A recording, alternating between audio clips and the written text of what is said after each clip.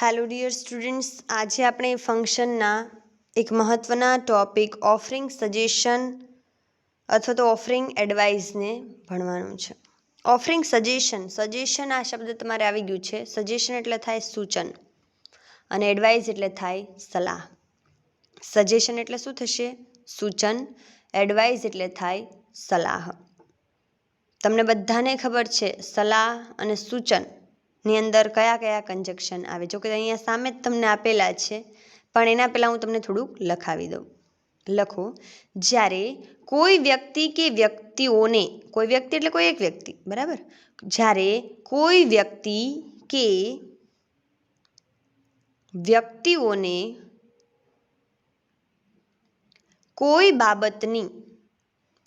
બાબતની સલાહ કે સૂચન કરવાનું હોય. સજેશન એટલે સલાહ, સજેશન એટલે સૂચન અને એડવાઇસ એટલે સલાહ, બરાબર?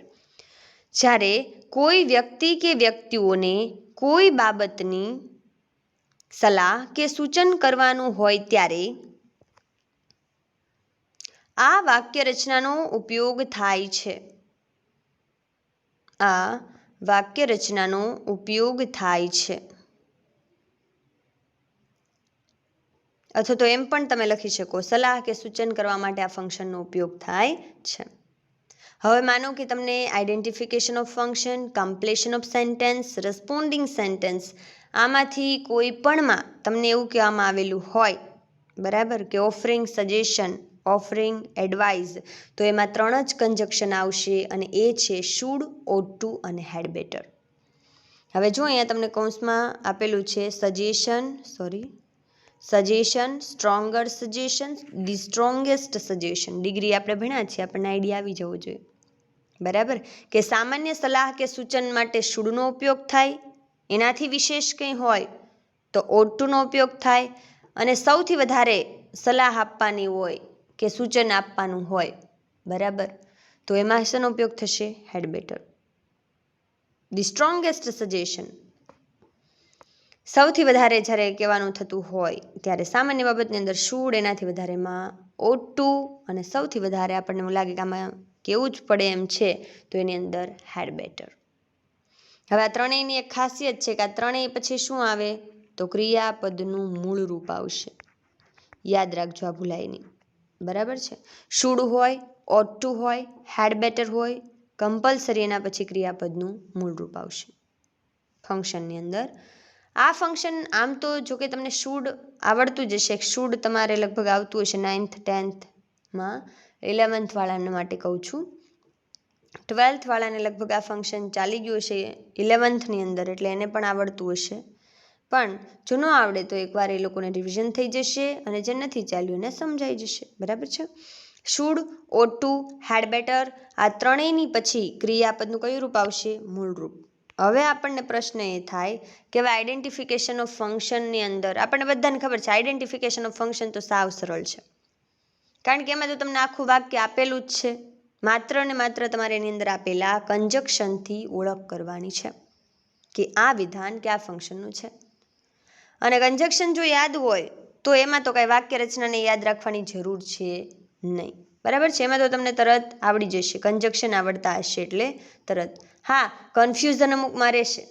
જે એવા કંજક્શન છે, માનો કે એકનું એક કંજક્શન 2 ફંક્શનની અંદર આવે છે તો એની અંદર તમારે થોડુંક રહેશે, બરાબર? પણ જે શુડ છે, ઓટ ટુ છે, હેડ બેટર, આ એક જ ફંક્શનની અંદર આવે છે. ઓફરિંગ કાં તો સજેશન હોઈ શકે, કાં તો એડવાઇસ હોઈ શકે, તો આમાં કોઈ એવું કન્ફ્યુઝન રહેશે નહીં. હવે આઈડેન્ટિફિકેશન ઓફ ફંક્શનના પહેલાં આપણે એક્ઝામ્પલને જોઈએ. પહેલું એક્ઝામ્પલ આપેલું છે હી ઇઝ વીક. હવે જો તમે જે આગળના મેં તમને 3 કીધા ને, શુડ, ઓટ ટુ અને હેડ બેટર. સ્ટ્રોંગ, અહીંયા આપણે જોઈએ ને, જો સજેશન ખાલી, સ્ટ્રોંગર સજેશન અને ધી સ્ટ્રોંગેસ્ટ સજેશન. તો આમાં ડિફરન્સ છે, આપણને ખબર પડી જશે કે ત્રણેય વચ્ચે શું ડિફરન્સ છે, ક્યાં ત્રણેયમાંથી કોનો ક્યાં ઉપયોગ કરવો, બરાબર? પહેલું વિધાન જુઓ, he is weak, he should consult the doctor. સામાન્ય કીધેલું છે હી ઇઝ વીક, તે વીક છે. He should consult the doctor, તેણે ડૉક્ટરની સલાહ લેવી જોઈએ, બરાબર છે?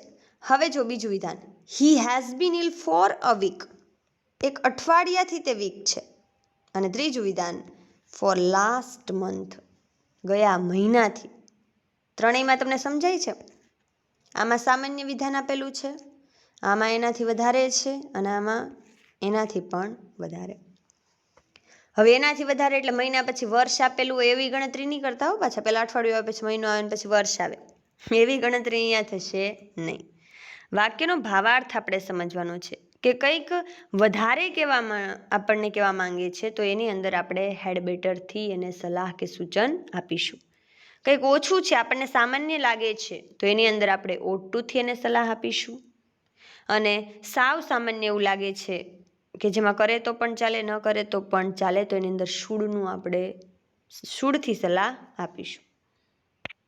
એના પછી જુઓ, એમાં પણ એમ જ છે, you are sick for a week, you are sick since long. જો પેલું વાક્ય શું છે? You are sick, you should take rest. બીજું વાક્ય શું છે? You are sick for a week, you ought to take leave and rest at home.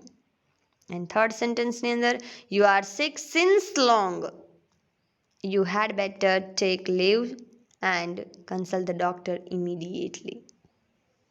સમજાય છે? તો જ્યારે પણ સામાન્ય સલાહ કે સૂચન હોય ત્યારે શુડ, એનાથી વધારે હોય, કંઈક વધારે છે, તો એની અંદર ought to અને હેડ બેટર, કે જે ગંભીર પરિસ્થિતિ કોઈ આવી જાય, કંઈક વધારે થઈ જાય, બરાબર, કંઈક વધારે એવું આપણને અનુભવ થાય ત્યારે હેડ બેટરથી સલાહ આપણે આપવાની રહેશે, અથવા તો હેડ બેટરથી આપણે સૂચન કરવાનું રહેશે. હવે આપણા જે ફેવરિટ સેન્ટેન્સ છે એ આવી ગયા, કમ્પ્લીશન ઓફ સેન્ટેન્સ. બરાબર છે? આ વખતે 12th વાળાને ABCD ઓપ્શન મળશે કમ્પ્લીશન ઓફ સેન્ટેન્સની અંદર, જે તમારા માટે આમ જોતાં સારું છે ને આમ જોતાં ખરાબ છે. જોકે આવડે એના માટે તો સારું જ છે, નથી આવડતું એ શીખી લેશે, એના માટે થોડો એને ટાઈમ આપવો પડશે. ઓપ્શન આપેલા હશે તો કન્ફ્યુઝનમાં એ પાછા એટલા બધા હશે એની અંદર, કારણ કે થોડા કટપટા સેન્ટેન્સ એની અંદર મૂકેલા હશે. તમે ખાલી એમ કહો કે ના શુડ, આમ શુડ આવ્યું એટલે આ કરી નાખશું, 3માંથી એક જ આપેલું છે ને, should, ought to, had better બધા થોડા આપેલા છે, બધાએ આપેલા હોય, બરાબર. ડાયલોગ જે રિસ્પોન્ડિંગ સેન્ટેન્સ છે એમાં કેમ તમે ડાયલોગ આપેલો હોય ને એના આધારે તમારે કરવાનું, એમાં જે તમને વાક્ય આપેલું છે ને એના આધારે તમારે શુડ, ought to કે હેડ બેટર મૂકવાનું. ત્રણેય આપેલા હોય તો ત્રણેય આન્સર આવતા નથી. સામાન્ય સલાહ માટે આપણને ખબર છે શુડનો ઉપયોગ થાય, એનાથી વધારે આપ્યું હોય તો ought to નો ઉપયોગ થાય, અને સૌથી વધારે હોય તો હેડ બેટર. સમજાય છે? તો આવી રીતના આપણે યાદ રાખીશું. 11th વાળાએ કમ્પ્લીશન ઓફ સેન્ટેન્સ આ જ મેથડથી કરવાના છે અત્યારે, બરાબર છે? To improve your spoken skill, to improve your spoken skill, તમારી સ્પોકન સ્કિલને ઇમ્પ્રૂવ કરવા માટે. હવે તમને ખબર છે આપણે LSRW ને ફોલો કરીએ છીએ. કોને ફોલો કરીએ છીએ? LSRW. બરાબર છે? આપણો જન્મ થાય છે ને એટલે આપણી પહેલી સ્કિલ કઈ ડેવલપ થાય છે? Listening skill. આપણે સાંભળીએ છીએ બધું, બરાબર. એન્ડ ધેન આપણે સ્પીકિંગ સ્કિલ આપણી ડેવલપ થાય છે, આપણે બોલીએ છીએ, સાંભળી અને બોલીએ છીએ. પછી આપણે રીડિંગ સ્કિલ, અને અંતે આપણી રાઇટિંગ સ્કિલ. જો જેટલું આપણે સારું સાંભળીએ છીએ એટલું આપણે સારું બોલીએ છીએ, અને જેટલું આપણે સારું રીડિંગ કરીએ છીએ એટલું જ આપણું સારું રાઇટિંગ થાય છે.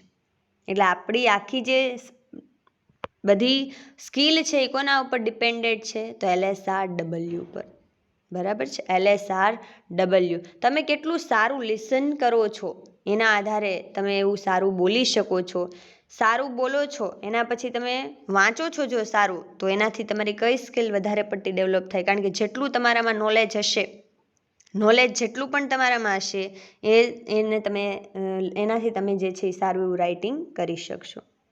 સમજાય છે? ઘણાની આપણે જોઈએ LSRW, ઘણા જે છે એ લિસનિંગ સ્કિલ ઘણાની બહુ સારી હોય, ઘણાની સ્પીકિંગ સ્કિલ સારી હોય. તો સ્પીકિંગ સ્કિલ સારી હોવાનું કારણ શું છે? એની લિસનિંગ સ્કિલ સારી છે, બરાબર છે? રીડિંગ સ્કિલ સારી હોય તો એના કારણે એની કઈ સ્કિલ વધારે સારી હશે? તો રાઇટિંગ સ્કિલ. કારણ કે જેટલું વધારે રીડિંગ કરશે, તમે માનો કે જેટલું વધારે રીડિંગ કરશો, જેટલું વધારે વાંચશો, તો તમારા પેપર સારા જ હશે. પેપર સારા જવાનું કારણ શું છે?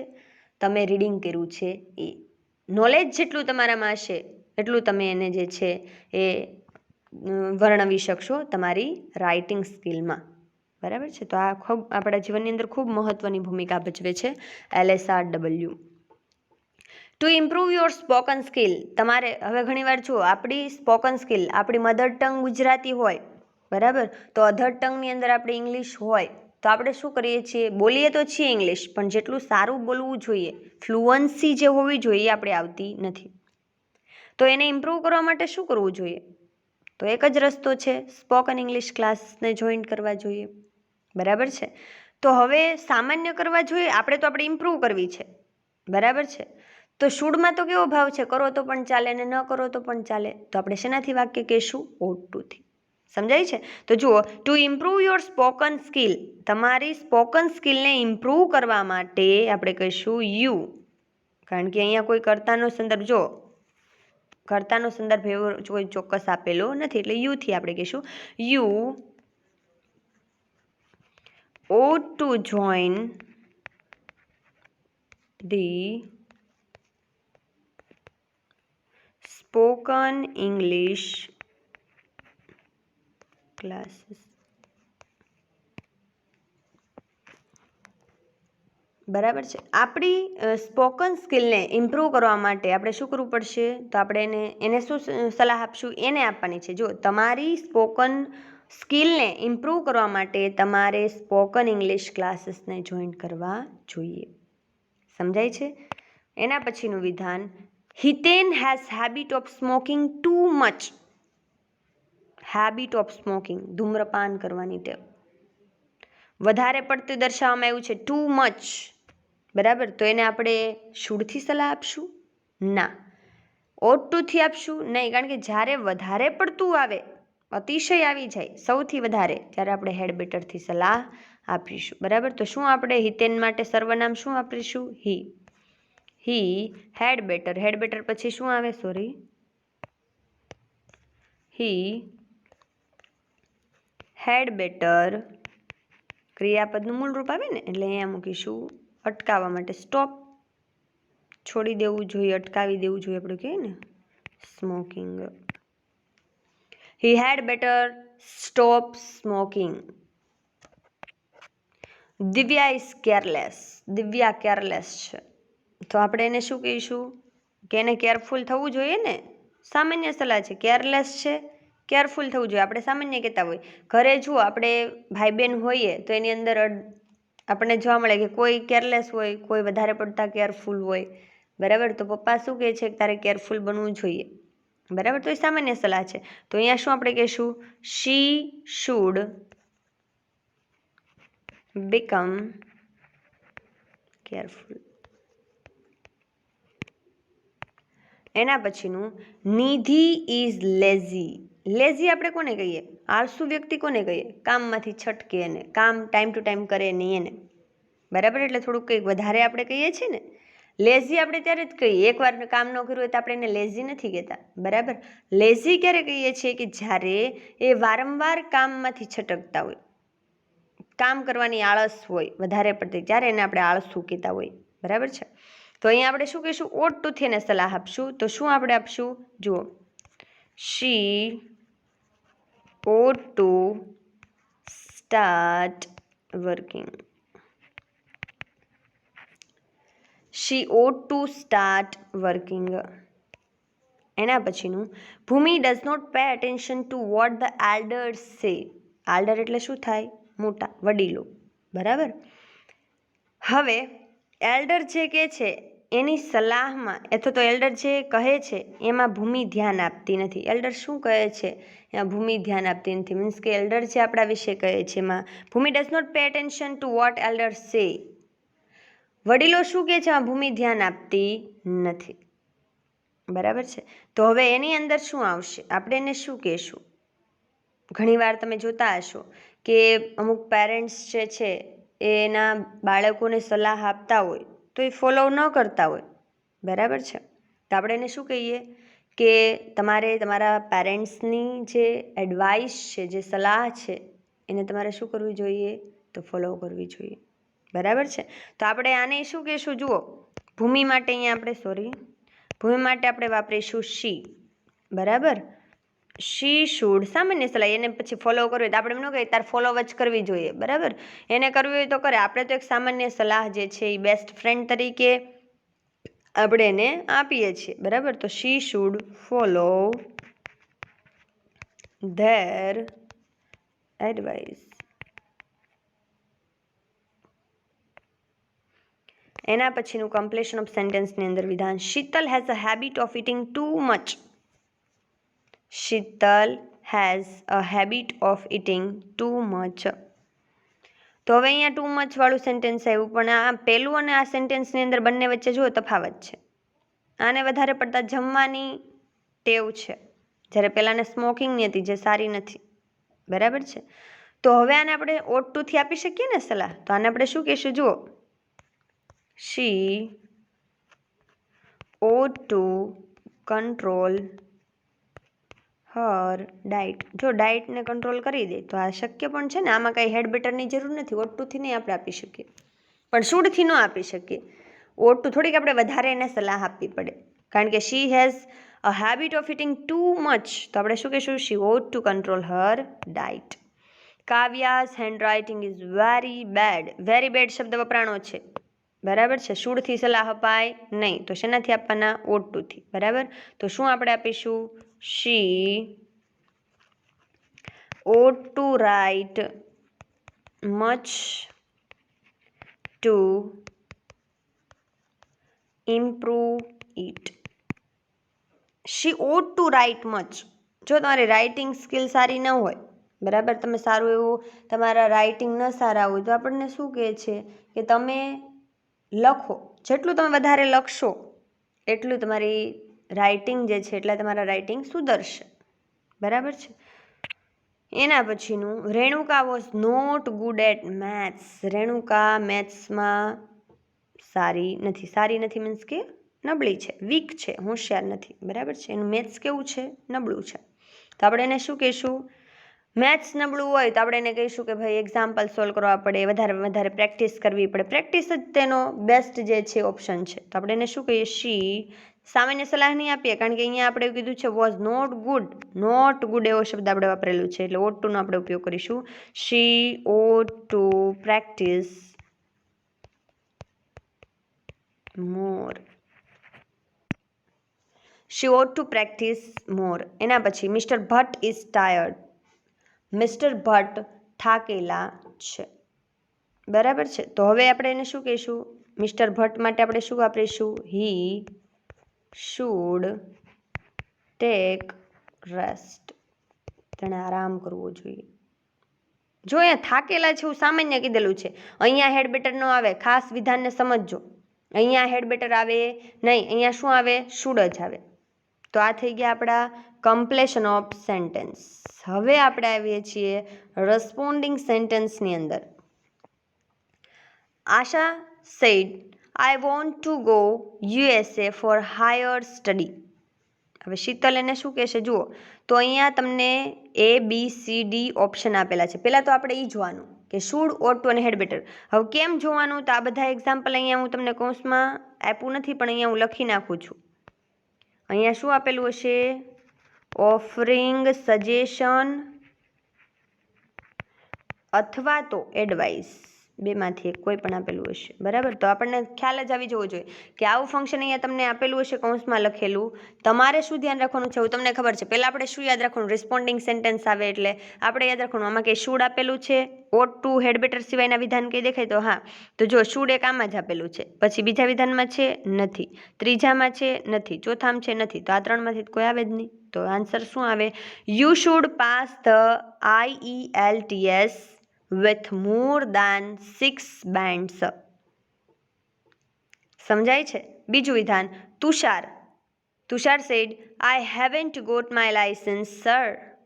તો હવે જુઓ, પહેલાં આપણે જે ફોલો કરતા હતા એવી રીતના જ તે પહેલાં શુડ, ought to અને હેડ બેટર વાળું વિધાનનું એને કાઢી નાખવાનું, બરાબર. તો શેમાં આવે છે, તો બીજામાં આન્સર આવશે એ, you had better drive with the licence. એના પછી Sanjana, I want to watch TV now. Sanjana said, I want to watch TV now. Mother said, હવે જુઓ આમાં પણ નથી આવતું આની અંદર શુડ કે ઓટ ટુ, આમાં પણ નથી, આમાં પણ નથી. તો આની અંદર શું જવાબ આવે? C. You oat two finish your homework first. પહેલાં તારે ફરજિયાતપણે તારું ગૃહ કાર્ય પૂરું કરવું જોઈએ ને પછી તારે જે છે એ ટીવી જોવી જોઈએ. એના પછીનું example, Nilesh said my friend likes to become a soldier. Father sad.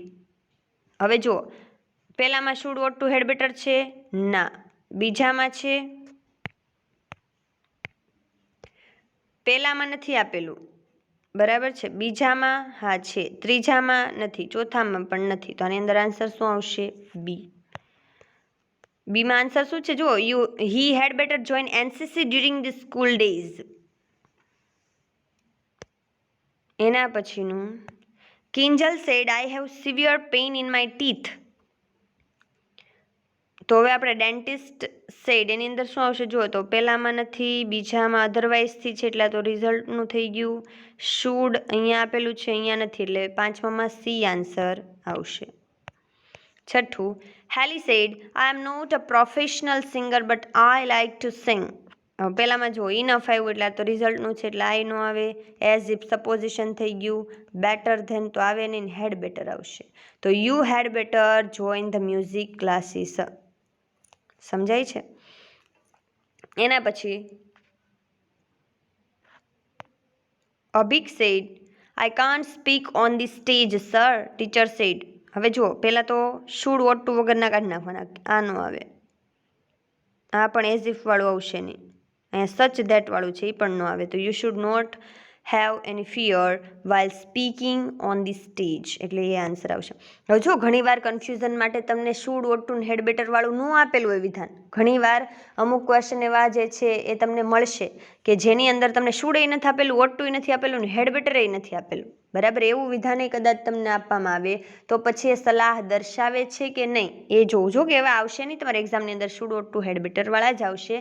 પણ કદાચ એવું કોઈ પાઠને રિલેટેડ કોઈ વિધાન આપી દીધું હોય ને તો કદાચ એમાં આપણે મિનિંગને જોવું પડે. બાકી આવા જ વિધાન છે, આનીથી કોઈ હાર્ડ પૂછવામાં આવતા નથી, બરાબર. બોર્ડની એક્ઝામમાં આપણે ખાસ ધ્યાન રાખી લેવાનું કે ABCDમાં હવે જો ત્રણેય આપેલા હોય, આમાં કન્ફ્યુઝ કરવા માટે તમને ત્રણેય આપી દે કે શુડ વાળું વિધાન આપે, ઓટ ટુ વાળું વિધાન આપે, હેડ બેટર વાળું વિધાન આપે. ત્યારનું આપણું ધ્યાન જે છે ક્યાં જવું જોઈએ? તો આપણું ધ્યાન જે છે એ અહીંયા, જે માનો કે આ પેલું વિધાન છે આશા વાળું, બરાબર, આશા સેડ વાળું, તો એની અંદર આપણે પેલું જોવાનું ડાયલોગની અંદર કે શું કહેવા માંગે છે, એનો મિનિંગ શું છે, બરાબર છે. એ સામાન્ય સલાહ માંગે છે, વધારે પડતી કે એનાથી વધારે, બરાબર. જ્યાં સુધી તમે સમજી નહીં શકો ત્યાં સુધી તમે જે છે આમાં કાંઈ લખી શકશો નહીં. મીન્સ કે ટીક કરશો ને એમાંય ભૂલ કરીને આવશો. તમારે યાદ જ રાખી લેવાનું, સામાન્ય માટે શુડ, એનાથી વધારે માટે ઓટ ટુ, અને સૌથી વધારે જ્યારે સલાહ કે સૂચન કરવાનું હોય ત્યારે હેડ બેટરનો ઉપયોગ થાય છે. આ આપણને ભૂલાવવું જોઈએ નહીં. તમારા આઈડેન્ટિફિકેશન ને રિસ્પોન્ડિંગ સેન્ટેન્સમાં કંઈ વાંધો નહીં આવે, અને હવે 12th વાળાને ત્રણેયમાં વાંધો નહીં આવે. પણ હા, હવે શક્યતા વધારે છે કે તમને મૂંઝવણમાં મૂકે એવા સેન્ટેન્સ હવે આવી શકે છે. એટલે જેટલી પ્રેક્ટિસ વધારે એટલું તમે સારામાં સારું જે છે તમે તમારા પેપરની અંદર આપી શકશો. પ્રેક્ટિસ કરશો તો ફંક્શનમાં એવું છે કે જેટલી તમે વિધાનની પ્રેક્ટિસ કરશો એટલા તમને સારામાં સારા ફંક્શન અને ઝડપથી સમજાઈ જશે, બરાબર છે. એવા કોઈ ડિફિકલ્ટ એક્ઝામ્પલ હોય તો જુઓ તો તમને ખ્યાલ આવી જાય કે આવી રીતના આમાં આવશે. તો હવે આપણે યાદ રાખવાનું છે ઓફરિંગ એડવાઇસ અને સજેશનની અંદર શું આવે? તો શુડ, ઓટ ટુ અને હેડ બેટર આવે. સામાન્ય માટે શુડ, ઓટ ટુ એનાથી વધારે માટે, અને હેડ બેટર સૌથી વધારે માટે, મીન્સ કે વધારે પડતી સલાહ કે સૂચન માટે હેડ બેટરનો ઉપયોગ થાય છે. ક્લિયર બધાને? Thank you for watching this video.